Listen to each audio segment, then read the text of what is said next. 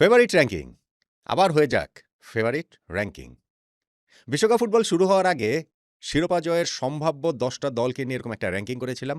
World cup চলাকালীন সময় ২টা র্যাঙ্কিং হয়েছে, ওইটা কিন্তু ফেভারিট র্যাঙ্কিং ছিল না। ওইটা ছিল পারফরম্যান্স বেসড র্যাঙ্কিং। প্রত্যেকটা দল একটা করে ম্যাচ খেলার পর ওই পারফরম্যান্সের ভিত্তিতে ২টা করে ম্যাচ খেলার পর সেই পারফরম্যান্সের ভিত্তিতে কতটা ইমপ্রেসিভ কোন দল ছিল তার ভিত্তিতে সেটা করেছিলাম। কিন্তু তখন আমি বলেছিলাম যে গ্রুপ পর্ব শেষে প্রপার ফেভারিট র্যাঙ্কিংটা আসলে করব। বিশ্বকাপ ফুটবল তো আসলে দম ফেলার সময় পাচ্ছে না। যেই দিন গ্রুপ পর্বের শেষ ম্যাচটা শেষ হলো তার ১৫ ঘন্টার মধ্যেই আবার নকআউট পর্ব শুরু হয়ে গেল। সো আমিও আসলে দম ফেলার সময় পাচ্ছি না। যে কারণে নকআউট পর্বের ওই কানাডা দক্ষিণ আফ্রিকা ম্যাচ হয়ে গেছে। তারপরে এই ফেভারিট র্যাঙ্কিং করেছি। কিন্তু অবভিয়াসলি কানাডা দক্ষিণ আফ্রিকা তো আর টপ ফেভারিট ১০টা দলের মধ্যে থাকবে না। তাহলে এই র্যাঙ্কিংটা আসলে করাই যায়। আমরা ওয়ার্ল্ড কাপ শুরু হওয়ার আগে যে ফেভারিট র্যাঙ্কিংটা করেছিলাম, সেই ফেভারিট র্যাঙ্কিং এর সঙ্গে এখনকার ফেভারিট র্যাঙ্কিং এর আসলে কতটা মিল রয়েছে, কতটা অমিল রয়েছে, ওলট-পালটের জায়গা তো অবভিয়াসলি থাকছে। সেই ওলট-পালট কতটা আমার সঙ্গে আপনি আপনার মতামতটা মিলিয়ে নিতে পারেন। আরো একটা ভিডিও কিন্তু আমরা করেছি ওয়ার্ল্ড কাপের পাথওয়ে নিয়ে। ওইটা ফেভারিট র্যাঙ্কিং না। আমি ওই ভিডিওটাতেও ওইটা বিস্তারিত বলেছিলাম। যেমন ধরেন হচ্ছে গিয়ে রাউন্ড অফ 16 এই মুখোমুখি হয়ে যাবে ফ্রান্স, জার্মানি, স্পেন, পর্তুগাল। অর্থাৎ এই ৪ টা দলের মধ্যে ২ টা দল সার্টেনলি টপ 8 এর মধ্যে থাকবে না। কোয়ার্টার ফাইনালে উঠতে পারবে না। কিন্তু ফেভারিট র্যাঙ্কিং এ টপ 8 এর মধ্যে, টপ 10 এর মধ্যে এই ৪ টা দলকেই তো রাখতে হবে। রাখতে হবে না? সো ওই হিসাবেই আমি আমার এই ফেভারিট র্যাঙ্কিংটা করছি। অবভিয়াসলি অনেক কিছুই আপনার সঙ্গে মিলবে না। আবার অবভিয়াসলি অনেক কিছু মিলবেও। চলুন দেখা যাক। বিশ্বকাপ ফুটবলের গ্রুপ পর্ব শেষে নকআউট পর্বের আগের শিরোপা জয়ের ফেভারিট র্যাঙ্কিং এ টপ 10 দলের মধ্যে ১০ নম্বরেই আমি রাখছি নরওয়েকে। বিশ্বকাপের শুরুতে যাদেরকে আমি ৮ নম্বরে রেখেছিলাম। গ্রুপ পর্বে ফ্রান্সের গ্রুপ থেকে রানার্স আপ হয়েছে এবং ভালো ফুটবল খেলে ইরাককে ৪-১ গোলে হারিয়ে, সেনেগালকে ৩-২ গোলে হারিয়ে। হ্যাঁ, ফ্রান্সের সঙ্গে লাস্ট ম্যাচটা ৪-১ তারা আবার হেরে গেছে। কিন্তু সেই ম্যাচে তো হালান্ড সহ প্রথম সারির সবাইকেই তারা বিশ্রাম দিয়েছিল নকআউট পর্বের জন্য সতেজ রাখার কারণ উদ্দেশ্যে। এবং সেই নকআউট পর্বে শুরুতে আইভরি কোস্টের মুখোমুখি হতে হবে নরওয়েকে। তারপরে round of 16 A Brazil, quarter ফাইনালে ইংল্যান্ড, সেমিফাইনালে আর্জেন্টিনা, মানে সম্ভাব্য পাঠটা আমি আসলে এইভাবে বলছি। তো পথটা অনেক কঠিন, কিন্তু এই নরওয়ের পক্ষে সত্যি অনেক দূর যাওয়া সম্ভব। তবে এই পথ বিবেচনায়, অন্যান্য দল বিবেচনায়, গ্রুপ পর্বে তাদের পারফরম্যান্স বিবেচনায় আমি তাদেরকে ৮ নাম্বার থেকে ১০ নম্বরে নামিয়ে আনছি। ৯ নম্বরে নেদারল্যান্ডস। ওয়ার্ল্ড কাপ শুরু হওয়ার আগে ফেভারিট র্যাঙ্কিং এ যাদেরকে আমি রেখেছিলাম ১০ নম্বরে, এই গ্রুপ পর্বে তারা প্রথম ম্যাচটাতে জাপানের সঙ্গে ২-২ গোলে ড্র করেছিল। খুব ইমপ্রেসিভ ছিল না। কিন্তু নেক্সট ২ টা ম্যাচে সুইডেনকে ৫-১ গোলে উড়িয়ে দেওয়া এবং তিউনিসিয়াকে ৩-১ গোলে হারিয়ে দেওয়া, স্পেশালি সুইডেনের বিপক্ষে সেই ম্যাচ নেদারল্যান্ডসকে সামর্থ্য আমাদের সামনে বুঝিয়েছে। গ্রুপ পর্ব পেরিয়ে নকআউট পর্বের শুরুতেই এখন তাদের মরক্কোর মুখোমুখি হতে হচ্ছে, যেইটা নেদারল্যান্ডসের জন্য একটা বিগ চ্যালেঞ্জ নিঃসন্দেহে। এবং আমি এই জায়গাটাতে নেদারল্যান্ডসকে ব্যাক করছি এই সেন্সে যে টপ 10 এর মধ্যে গতবার আমি ওয়ার্ল্ড কাপ শুরুতে মরক্কোকে রেখেছিলাম, এখন মরক্কোকে রাখছি না, কিন্তু নেদারল্যান্ডসকে রাখছি, কারণ আমি ব্যাক করছি এখানে ডাচদের। তারা যদি ওই বাধা টপকে যেতে পারে তাহলে রাউন্ড অফ 16 এ তুলনামূলক সহজ দল পাবে কানাডা, কেননা কানাডা ওই জায়গাটাতে চলে গেছে সাউথ আফ্রিকাকে হারিয়ে। তারপরে গিয়ে কিন্তু তাদের সামনে অনেক কঠিন পথ। কোয়ার্টার ফাইনালে ফ্রান্স বা জার্মানি যেকোনো এক দলের মুখোমুখি হবে নেদারল্যান্ডস, সেমিফাইনালে স্পেন বা পর্তুগাল, এবং ফাইনালে যদি ওঠে তাহলে ওই সাইড থেকে যেই দলটা আসে সেটা আর্জেন্টিনা, ব্রাজিল, ইংল্যান্ড যেকোনো দলই হতে পারে। নেদারল্যান্ডসকে আমি আসলে এখন ১০ নম্বর থেকে উঠিয়ে ৯ নম্বরে রাখছি। ৮ নম্বরে কলম্বিয়া, যাদেরকে ওয়ার্ল্ড কাপ শুরু হওয়ার আগে ফেভারিট র্যাঙ্কিং এ আমি টপ 10 এ রাখিনি, কিন্তু গ্রুপ পর্বের ব্রিলিয়ান্ট পারফরম্যান্সে তারা এইখানটাতে নকআউট পর্বের আগে আমার ফেভারিট র্যাঙ্কিং এ জায়গা করে নিয়েছে। কেননা পর্তুগালের গ্রুপে তারা গ্রুপ চ্যাম্পিয়ন হয়েছে, এবং শুধু গ্রুপ চ্যাম্পিয়ন হয়নি, কি ডমিনেটিং ফুটবল তারা খেলেছে। প্রথম ২ টা ম্যাচ জিতে পর্তুগালের সঙ্গে তাদের ড্র করলেই গ্রুপ চ্যাম্পিয়নশিপ নিশ্চিত। অথচ সেই ম্যাচটাও তারা জয়ের জন্য খেলেছে। জিততে যে পারেনি সেটা নিতান্তই দুর্ভাগ্য, সেটা নিতান্তই পর্তুগালের সৌভাগ্য। ফলে এই কলম্বিয়া, হামেস রদ্রিগেজের এই দলটা কিন্তু এই ওয়ার্ল্ড কাপে ডার্ক হর্স হয়ে উঠতে পারে। নকআউট পর্বের শুরুতে রাউন্ড অফ 32 তে ঘানার বিপক্ষে তারা খেলবে। সেই ম্যাচটা যদি তারা জিতে যায় তাহলে রাউন্ড অফ 16 এ সুইজারল্যান্ড বা আলজেরিয়ার বিপক্ষে খেলবে ওই ম্যাচে জয়ী দলের সঙ্গে। সেই ম্যাচ জিতে গেলে কোয়ার্টার ফাইনালে আর্জেন্টিনার বিপক্ষে খেলবে।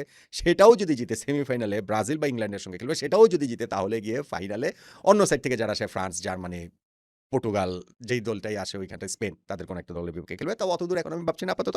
কিন্তু কলম্বিয়াকে আসলে টপ 10 এ রাখতে হবে। আমি তাদেরকে ৮ নম্বরে রাখছি। ৭ নম্বরে পর্তুগাল। ক্রিশ্চিয়ানো রোনালদোর পর্তুগাল, যাদেরকে আসলে আরো নিচেও নামিয়ে দেয়া যেত। কেননা গ্রুপ পর্বে তাদের পারফরম্যান্স খুবই বাজে।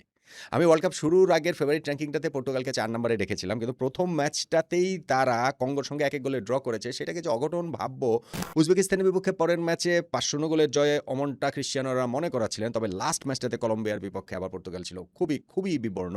সো ওই কারণে তারা যেই পাথওয়েতে ছিল সেই পাথওয়ে থেকে পর্যন্ত সরে গিয়েছে। গ্রুপ চ্যাম্পিয়ন হলে একরকম, গ্রুপ রানার্স আপ হলে একরকম, এবং সেই গ্রুপ রানার্স আপ হওয়ার কারণে পর্তুগালকে এখন নকআউট পর্বের শুরুতেই রাউন্ড অফ 32 তে ক্রোয়েশিয়ার মুখোমুখি হতে হচ্ছে, যেই দলটা গতবার সেমিফাইনালে সেমিফাইনাল খেলেছে, তার আগেরবার ফাইনাল খেলেছে। যদি সেই ম্যাচ জিতে রাউন্ড অফ 16 তাদের স্পেনের মুখোমুখি হতে হচ্ছে। ফলে পর্তুগালের জন্য কিন্তু বিগ টেস্ট অনেক আগেই এইখানটাতে শুরু হয়ে যাচ্ছে নকআউট পর্বে রোনালদো দল। তারপরে অবশ্যই সম্ভব, ধরেন স্পেনের বিপক্ষে যদি পর্তুগাল জিততে পারে তখন আবার তারা টাইটেল কন্টেন্ডার হয়ে উঠবে প্রবলভাবেই। কিন্তু যেই ফুটবল তারা খেলেছে তাতে এই ৭ এর উপরে এই পর্তুগালকে রাখার কোনো কারণ আমি নকআউট পর্বের এই শুরুতে দেখতে পাচ্ছি না। ৬ নম্বরে জার্মানি।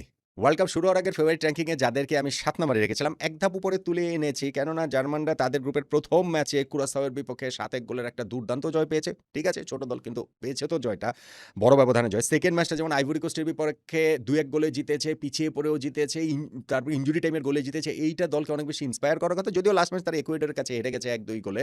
হয়তোবা গ্রুপ পর্ব থেকে নকআউট পর্বে ওঠার বিবেচনায় ওইটা তেমন কোনো গুরুত্ব ছিল না। স্টিল পরাজয় তো পরাজয়ই। জার্মানিকে এখন তাদের এই নকআউট পর্বের শুরুতেই প্যারাগুয়ের বিপক্ষে খেলতে হবে। যদি সেই ম্যাচ তারা জিতে যায় তাহলে রাউন্ড অফ 16 ফ্রান্সের মুখোমুখি হতে হবে এবং এটা তো আগে থেকেই জানা যে দুটো দল গ্রুপ চ্যাম্পিয়ন হলে রাউন্ড অফ 16 মুখোমুখি হয়ে যাবে ফ্রান্স জার্মানি। ওইটা জার্মানদের জন্য সবচেয়ে বড় টেস্ট। ওই পর্তুগালের মতোই যদি পর্তুগাল যদি স্পেনকে হারাতে পারে রাউন্ড অফ 16 তাহলে তারা যেমন টাইটেল কন্টেন্ডার হয়ে যাবে প্রবলভাবে, ফেভারিট র্যাঙ্কিংয়ে যেমন লাভ দিয়ে অনেক উপরে উঠে যাবে, ঠিক তেমনি জার্মানিও যদি ফ্রান্সকে হারাতে পারে তাহলেও তারাও টাইটেল কন্টেন্ডার হবে, তারাও লাভ দিয়ে সামনে এগিয়ে যাবে। কিন্তু ওয়ার্ল্ড কাপের এই নকআউট পর্ব শুরু হওয়ার আগে তাদেরকে 6 এর উপরে রাখতে পারছে না। যদি তারা ফ্রান্সের ওই বাধা টপকে যায় সেই ক্ষেত্রেও তাদের সামনে অনেক অনেক বড় চ্যালেঞ্জ রয়েছে। ধরেন কোয়ার্টার ফাইনালে নেদারল্যান্ডস, সেমিফাইনালে স্পেন বা পর্তুগাল, ফাইনালে গিয়ে আর্জেন্টিনা, ব্রাজিল, ইংল্যান্ড। ফলে এই জায়গাটাতে জার্মানির সামনে কিন্তু অনেক চ্যালেঞ্জ। আমি তাদেরকে ওয়ার্ল্ড কাপ শুরুর আগে ৭ নম্বরে রেখেছিলাম, এখন তাদেরকে ৬ নম্বরে রাখছি। ৫ নম্বরে, আচ্ছা ৫ নম্বরটা একটু পরে বলি, ৪ নম্বরটা বলি। ৫ নম্বর একটু পরে বলার কারণ আছে। ৪ নম্বরে ইংল্যান্ড। ইংল্যান্ডকে ওয়ার্ল্ড কাপ শুরুর আগে ফেভারিট র্যাঙ্কিং আমি ৫ নম্বরে রেখেছিলাম। এখন তাদেরকে এক ধাপে গিয়ে ৪ নম্বরে রাখছি। এইটা যে ইংল্যান্ডের নিজের পারফরম্যান্সের কারণেই পুরোটা তা না।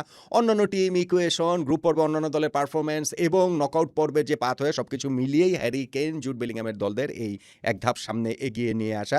ইংল্যান্ডকে আমার মনে হচ্ছে প্রথম ম্যাচটা ক্রোয়েশিয়ার বিপক্ষে তাদের পারফরম্যান্সটা ছিল very good, very, very good. কিন্তু ঘানার বিপক্ষে পরের ম্যাচটাতে তাদেরকে আসলে খুবই ফ্যাকাশে লেগেছে। লাস্ট ম্যাচে পানামার বিপক্ষে জিতলেও সেটা প্রফেশনাল পারফরম্যান্স ছিল। টমাস টুখেলের দল আমি জানি না যে নকআউট পর্বে আসলে কিভাবে রিঅ্যাক্ট করবে। যেইখানটাতে তাদের একটা সুবিধা আছে যে শুরুতে রাউন্ড অফ 32 তে কঙ্গোকে পাচ্ছে। ওইখানে অঘটনের শিকার হবে না ওই প্রত্যাশা তারা করতেই পারে। ইকুয়েডরকে পাবে, তারপরে রাউন্ড অফ 16 অঘটনের শিকার হবে না প্রত্যাশা করতেই পারে। তারপরে থেকে কিন্তু তাদের চ্যালেঞ্জটা আরও অনেক বেশি বাড়বে এবং এটা তো সব দলের ক্ষেত্রে এটা তো বাড়বেই। এত সহজ তো আর এটা হবে না। কোয়ার্টার ফাইনালে যেমন ব্রাজিলের মুখোমুখি হয়তোবা তাদের হতে হবে, সেমিফাইনালে হয়তোবা আর্জেন্টিনা, তারপরে ফাইনালে ওইখানে ফ্রান্স, স্পেন কিংবা জার্মানি, পর্তুগাল, কোনো এক দল যদি অতদূর যেতে পারে ইংল্যান্ড। ফলে এই ইংল্যান্ডকে আমি একটু এগিয়ে রাখছি গ্রুপ পর্বের পারফরম্যান্স এবং অন্যান্য দলের পারফরম্যান্সের তুলনামূলক বিচারে তাদেরকে আমি ৪ নম্বরে রাখছি। এবার টপ 3। নাম্বার 3 তে স্পেন। বিশ্বকাপে শুরু হওয়ার আগের ফেভারিট র্যাঙ্কিংটাতে স্পেনকে আমি ২ নম্বরে রেখেছিলাম। এখন নকআউট পর্বের আগের ফেভারিট র্যাঙ্কিংটাতে স্পেনকে এক ধাপ পিছিয়ে ৩ এ নিয়ে যাচ্ছি। কেননা তারা প্রথম ম্যাচটা গ্রুপের কাবো ভের্দের সঙ্গে ড্র করেছে, যেইটা নিশ্চিতভাবেই স্প্যানিশ ফুটবলের জন্য গর্বের মুহূর্ত না, কাবো ভের্দের জন্য বিরাট গর্বের মুহূর্ত নিঃসন্দেহে।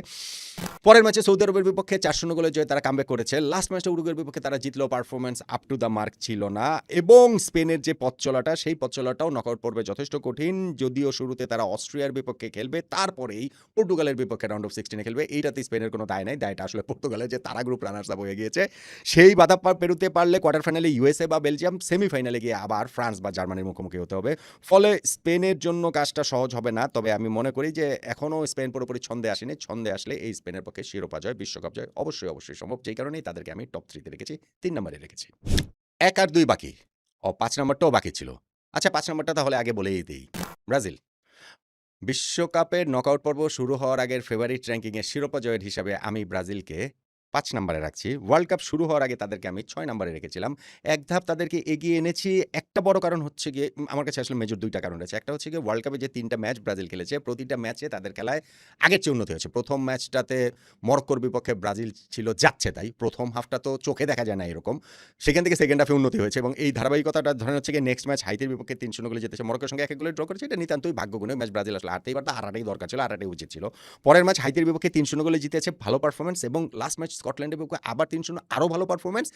ভিনিসিয়াস জুনিয়র সবগুলো ম্যাচে গোল করেছেন। হ্যাট্রিকটা তো তার ওই ম্যাচটাতে হতেই পারত। ওইটা হচ্ছে গিয়ে কী কারণে গোলটা বাতিল হয়ে গেল ভিআর, ওইটা আমার বোধগম্য। যাই হোক, এবং আরেকটা যেটা রিজন আমি বলবো সেটা হচ্ছে নেইমারের ইনক্লুশন। লাস্ট ম্যাচটাতে নেইমার খেলেছেন। নকআউট পর্বে আরও বেশি টাইম তিনি খেলবেন এবং ম্যাচ ডিসাইড তিনি করে দিতে পারেন বলে আমি সেটা বিশ্বাস করি। ব্রাজিলের জন্য নকআউট পর্বের ম্যাচগুলো যে খুব সহজ তা না। আমি ওই যে আরেকটা আলোচনার মধ্যে এটা বলেছিলাম যে আর্জেন্টিনার এইখানে হচ্ছে গিয়ে চান কপাল, ব্রাজিলের হচ্ছে ফাটা কপাল, পর্তুগালের হচ্ছে পোড়া কপাল। তা পর্তুগালের পোড়া কপাল পর্তুগালই এটা তৈরি করেছে। কেননা তাদের গ্রুপ রানার্স আপ হতে কেউ বলে না। আর যে ব্রাজিলের যেটা বলছিলাম ফাটা কপাল, কারণ তাদের নকআউট পর্বটা অত যে সহজ হয়েছে বিষয়টা সেটা না, যেটা আর্জেন্টিনার হয়েছে সেইজন্যই হচ্ছে গিয়ে চাঁদ কপাল বলেছিলাম আর্জেন্টিনা। কিন্তু ব্রাজিলকে যেমন হচ্ছে গিয়ে নকআউট পর্বের শুরুতেই তাদের জাপানের মুখোমুখি হতে হচ্ছে। অ্যাপারেন্টলি জাপানের বিপক্ষে ব্রাজিল ফেভারিট, অবশ্যই ফেভারিট, এমনিতেও আমি মনে করি ফেভারিট। কিন্তু ৮ মাস আগের ম্যাচটাতেই তো জাপানের কাছে হেরেছিল এবং জাপানের কাছে ব্রাজিল তো আসলে হারতেই পারে। সো টেস্টটা ব্রাজিলের জন্য খুবই কঠিন হবে। যদি তা জিতে যায় তাহলে নরওয়ের বিপক্ষে প্রবাবলি খেলতে হবে রাউন্ড অফ 16 বা আইভরি কোস্ট। আমার কাছে মনে হয় নরওয়ে, সেইটাও কঠিন হবে। কিন্তু এগুলা কঠিনগুলো পেরিয়ে যেতে পারলেও যে সহজ কিছু আছে তাও তো না। কেননা তখন কোয়ার্টার ফাইনালে ইংল্যান্ডের সঙ্গে খেলতে হবে, সেমিফাইনালে আর্জেন্টিনার সঙ্গে খেলতে হবে, তারপরে ফাইনালে গিয়ে ফ্রান্স, স্পেন, জার্মানি, পর্তুগাল যেই আসুক হয়েছে থেকে তার বিপক্ষে খেলতে হবে। তাহলে ব্রাজিলের হেক্সা জয়ের মিশনটা মোটেই সহজ না। কিন্তু দলটা যেহেতু একটা উন্নতির গ্রাফে রয়েছে সেই জন্য আমিও তাদেরকে র্যাঙ্কিংও একটু উন্নতি করে দিলাম। ওয়ার্ল্ড কাপ শুরুর আগে 6 নম্বরে রাখা ব্রাজিলকে আমি এখন 5 নম্বরে রাখছি। তাহলে রইল বাকি 1 আর 2। 2 নম্বরে আর্জেন্টিনা।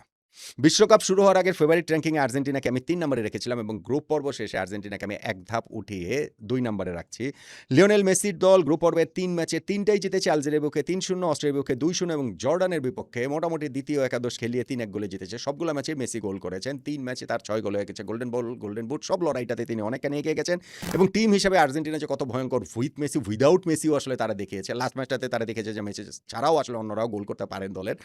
ফলে 4 বছর আগের সেই ব্লু প্রিন্টেই এই আর্জেন্টিনা এগোচ্ছে লিওনেল স্ক্যালোনির দল এবং দ্য লাস্ট ডান্সে ক্রিস্টিয়ানো রোনালদো যেমন অধারাবাহিক, লিওনেল মেসির ক্ষেত্রে বিষয়টা সেটা বলা যাবে না। আর্জেন্টিনা এবার বিশ্বকাপ শিরোপাটা আসলে জিততে পারে, জিততেই পারে এবং যেহেতু তাদের নকআউট পর্বের ড্রটা তাদের পক্ষে এসেছে প্রবলভাবেই, সেটা ভাগ্যের ব্যাপার আছে, সেটা অপোনেন্টদের ব্যর্থতা আছে, সেই সব কারণ মিলিয়ে দেখা যাচ্ছে আর্জেন্টিনা যেমন নকআউটের শুরুতে রাউন্ড অফ 32 কাবো ভের্দের সঙ্গে খেলবে, তারপরে রাউন্ড অফ 16 গিয়ে তারা মিশর বা অস্ট্রেলিয়ার সঙ্গে খেলবে, ওই দুইটা ম্যাচ দলের বিজয়ীর সঙ্গে খেলবে, তারপরে গিয়ে কোয়ার্টার ফাইনালে কলম্বিয়া বা ঘানা বা সুইজারল্যান্ডের সঙ্গে খেলবে। এই 3টা ম্যাচ আর্জেন্টিনার আসলে আরামেই জেতার কথা, মানে সেমিফাইনাল পর্যন্ত যাওয়া আর্জেন্টিনার জন্য কোনো সমস্যা না। তো বেসিক্যালি ওয়ার্ল্ড কাপ জিতে তো আর্জেন্টিনার 2টা ম্যাচ লাগে, সেমিফাইনাল এবং ফাইনাল। সেই জায়গাগুলোতে তো চ্যালেঞ্জ থাকবে। সেমিফাইনাল হয় ব্রাজিল বা ইংল্যান্ড, আর ফাইনালে গেলে ওই সাইড থেকে ফ্রান্স, স্পেন, জার্মানি, পর্তুগাল যেই আসে। এই লিওনেল মেসি আর্জেন্টিনার পক্ষে শিরোপা জয় খুবই সম্ভব বলে আমি মনে করি। 4 বছর আগে, 3.5 বছর আগে যে শিরোপাটা জিতেছিল। তবে এই ফেভারিট র্যাঙ্কিংটাতে তাদেরকে আমি 1 নম্বরেই রাখছি না। ওয়ার্ল্ড কাপ শুরু হওয়ার আগে র্যাঙ্কিংটার যে 3 নম্বরে রেখেছিলাম সেখান থেকে এক ধাপ উঠিয়ে 2 নম্বরে রাখছি এবং 1 নম্বরে ফ্রান্স। বিশ্বকাপ শুরু হওয়ার আগের ফেভারিট র্যাঙ্কিংয়েও আমার 1 নম্বরে ফ্রান্স ছিল এবং এই নকআউট পর্ব শুরু হওয়ার আগের ফেভারিট র্যাঙ্কিংয়েও 1 নম্বরে ফ্রান্সই আছে। ফ্রান্স গ্রুপ পর্বে 3 ম্যাচে 3টাই জিতেছে। সেনেগালের বিপক্ষে 3-1, ইরাকের বিপক্ষে 3-0, নরওয়ের বিপক্ষে 4-1 গোলের জয়। জয়ের চেয়ে বড় কথা ফ্রান্সের যে খেলায় পারফরম্যান্স, তাদের যে অথরিটি, তাদের যে ম্যাচে কন্ট্রোল এবং স্পেশালি তাদের যে ফ্রন্ট ফোর, এটা ডেভাস্টেটিং। ওই ফ্রন্ট ফোর যদি জ্বলে ওঠে তাহলে ফ্রান্সকে থামানো অন এ গিভেন ডে কোনো দলের পক্ষে আসলে সম্ভব বলে আমার কাছে মনে হয় না।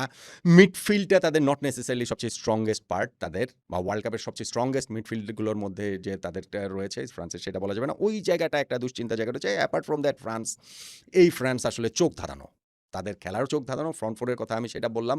কিলিয়ান এমবাপ্পে, ওলিসে, ডিজায়ার দুয়ে, উসমান ডেম্বেলে অসাধারণ, অসাধারণ। এবং ফ্রান্সের যে আরেকটা জিনিস যেটা আমার কাছে মনে হয় যে উল্টাভাবেও দেখতে পারেন, আর্জেন্টিনা যেমন ড্রটা খুব সহজ, গ্রুপ পর্বটাও তাদের ইজি ছিল, তারপরে নকআউট পর্বের ড্রটা অনেক সহজ। ফ্রান্সের কিন্তু একেবারে অগ্নি পরীক্ষা, সব জায়গায় তাদের কঠিন। গ্রুপ পর্বেও তাদের সেনেগাল, নরওয়ের সঙ্গে একই গ্রুপে থাকতে হয়েছে, টাফ গ্রুপ। এবং তারপরে নকআউট পর্ব দেখেন যে শুরুতে তাদের সুইডেনের বিপক্ষে খেলতে হচ্ছে। ঠিক আছে, ইউরোপিয়ান টিম তো কঠিনই আছে, তারপরে গিয়েই তাদেরকে এইখানটাতে জার্মানির বিপক্ষে খেলতে হবে রাউন্ড অফ 16-এ। সেইটা যদি জিতে রাউন্ড অফ কোয়ার্টার ফাইনালে গিয়ে নেদারল্যান্ডসের বিপক্ষে প্রবাবলি খেলতে হবে। সেইটা যদি জিতে সেমিফাইনালে প্রবাবলি স্পেন বা পর্তুগালের বিপক্ষে খেলতে হবে। সেইটা যদি জিতে ফাইনালে গিয়ে আর্জেন্টিনা বা ব্রাজিল বা ইংল্যান্ডের বিপক্ষে খেলতে হবে। তার মানে প্রত্যেকটা ধাপই কিন্তু এইখানে ফ্রান্সের জন্য ভীষণ ভীষণ কঠিন। কিন্তু তাদের যে স্কোয়াড এবং দিদিয়ের দেশমের যে টিমটা, কিলিয়ান এমবাপ্পেদের দলটাকে, সেইটাকে আমি আসলে ব্যাক করছি। আমি ফ্রান্সকে আমার ফেভারিট র্যাঙ্কিংয়ে ওয়ার্ল্ড কাপ এর আগেও 1 নম্বরে রেখেছিলাম, নকআউট পর্বের আগেও 1 নম্বরে রাখছি। তাহলে বিশ্বকাপের নকআউট পর্ব শুরু হওয়ার আগে না, একটা ম্যাচ হয়ে গেছে। এই সময়ে শিরোপা জয়ের যে ফেভারিট র্যাঙ্কিংয়ের টপ 10 নট আউট নমানের, সেইটা এরকম: 1 নম্বরে ফ্রান্স, 2 নম্বরে আর্জেন্টিনা, 3 নম্বরে স্পেন, 4 নম্বরে ইংল্যান্ড, 5 নম্বরে ব্রাজিল, 6 নম্বরে জার্মানি, 7 নম্বরে পর্তুগাল, 8 নম্বরে কলম্বিয়া, 9 নম্বরে নেদারল্যান্ডস এবং 10 নম্বরে নরওয়ে। বিশ্বকাপের শুরুতে যে ফেভারিট র্যাঙ্কিংটা করেছিলাম তার সঙ্গে অনেক ওলটপালট আছে। ওই ফেভারিট র্যাঙ্কিংয়ে ছিল যে মরক্কো, তাদেরকে আমি এখানে রাখি নাই, বরং এই জায়গাটাতে কলম্বিয়াকে নিয়ে এসেছি। আরও কিছু দল গ্রুপ পর্বে খুব ভালো করেছে, যেমন মেক্সিকো, যেমন ইউএসএ, যেমন ধরেন আপনার এদেরকে আমি রাখতে পারতাম, কিন্তু আমার কাছে মনে হয়েছে যে না, যেই টপ 10 রেখেছি সেই টপ 10টা আসলে এরকমই হওয়ার কথা বা হওয়াটা উচিত, আমার হিসাবে হওয়া উচিত। এটা তার এমন কোনো কিছু না। আপনার হিসাবটা কি? আপনার হিসাবটাও টপ 10টা কি এরকমই হওয়া উচিত কিনা? এবং আপনিও কি মনে করেন কিনা আমার মতোই যে শিরোপা জয়ের জন্য ওভারওয়েলমিং ফেভারিট আসলে 1 নাম্বার ফেভারিট ফ্রান্সই? আপনার প্রিয় দল ব্রাজিল বা আর্জেন্টিনা যদি হয়, তাহলে এই ২ টা দলকে যে আমি রেখেছি, আর্জেন্টিনাকে ২ নাম্বারে, ব্রাজিলকে ৫ নাম্বারে, সেটার সঙ্গেও আপনি একমত কিনা? আর অন্যান্য দলের যদি সাপোর্টার হন, স্পেন বা পর্তুগাল বা ধরেন হচ্ছে গিয়ে England, specially Cristiano Ronaldo Portugal, তাদেরকে যে এখন পিছিয়ে ৪ নাম্বার থেকে ৭ নাম্বারে রেখে দিলাম, সেটাও কি আসলে ঠিক আছে কিনা? সবকিছু মিলেই আপনার মতামতটা জানাতে পারেন।